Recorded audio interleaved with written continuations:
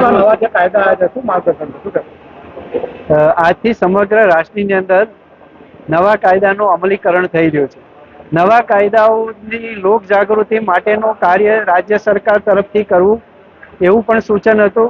જે સૂચનનો સૌથી સારામાં સારો અમલવારી ખેડા જિલ્લાની પોલીસે કરી છે અને માન્ય એસપી સાહેબે આજે જે આ લોક જાગૃતિના કાર્યક્રમ કર્યો છે એ બદલ એમના ડાયરેક્ટર ઓફ પ્રોસિક્યુશન કચેરી તરફથી હું અભિનંદન આપું છું અને એમના પ્રશંસનીય કાર્યને હું બિરદાવું છું. મુખ્ય વાત એ છે કે બ્રિટિશ વખતથી જૂના કાયદાઓ હતા, જે કાયદાઓ ખૂબ જૂના હતા અને ભારતના નાગરિકોના મૂળભૂત હક્કો વિરુદ્ધના હતા.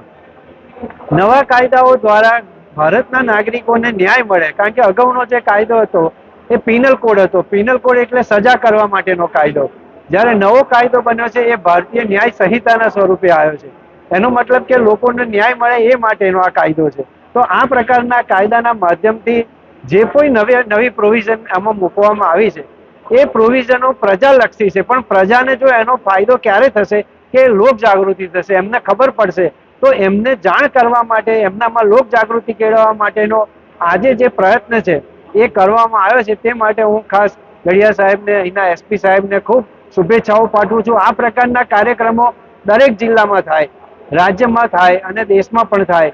એવા કાર્યક્રમો કરવા માટે રાજ્ય સરકારની પણ ઈચ્છા છે, કેન્દ્ર સરકારની પણ ઈચ્છા છે. એ ઈચ્છા ફળીભૂત કરવા માટેનો આજે પ્રયત્ન છે.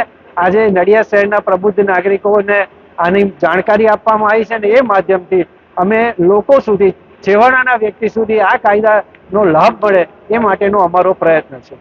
આજે કાર્યક્રમ રાખવામાં આવ્યો જાગૃતિ માટે, તેના માટે શું કહેશો?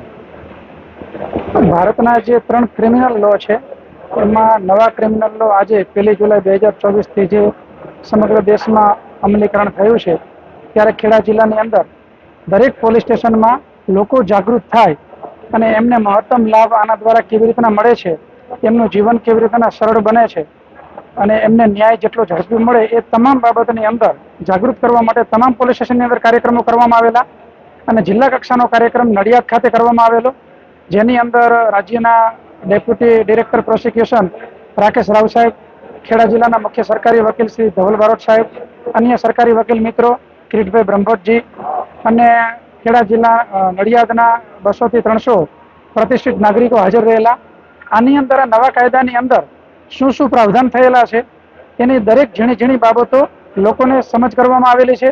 ટેકનોલોજીનો ઉપયોગ કેવી રીતના નવા કાયદાઓની અંદર થશે, પોલીસ અને કોર્ટની પ્રોસિજરની અંદર શું ફરક થયેલા છે કે જેથી કરીને લોકોને વધારે મદદરૂપ થઈ શકે, આ તમામ બાબતોની લોકોને સમજ કરવામાં આવેલી છે. અને સાંપ્રત સમયની અંદર શું ખાસ ચેન્જીસ થયેલા છે, દાખલા તરીકે મહિલા અને બાળકોને લગતા, ઓર્ગેનાઇઝ ક્રાઇમને લગતા આ તમામ સમજ જાગૃત નાગરિકોને કરવામાં આવેલી છે. અને એમને ખાસ એ પણ સમજ કરવામાં આવેલી છે કે આ અવેરનેસ પ્રોગ્રામ જે છે એ મર્યાદિત ન રહેતા એમની સોસાયટીમાં, એમના સગાવાલા, એમના મિત્રો, જેને જેને એ લોકો મળે ત્યાં આ નવા કાયદા બાબતની વાત કરે, તો જેથી કરી અને વધુમાં વધુ જાગૃત નાગરિકો થાય અને વધુમાં વધુ લોકોને લાભ મળે. આભાર.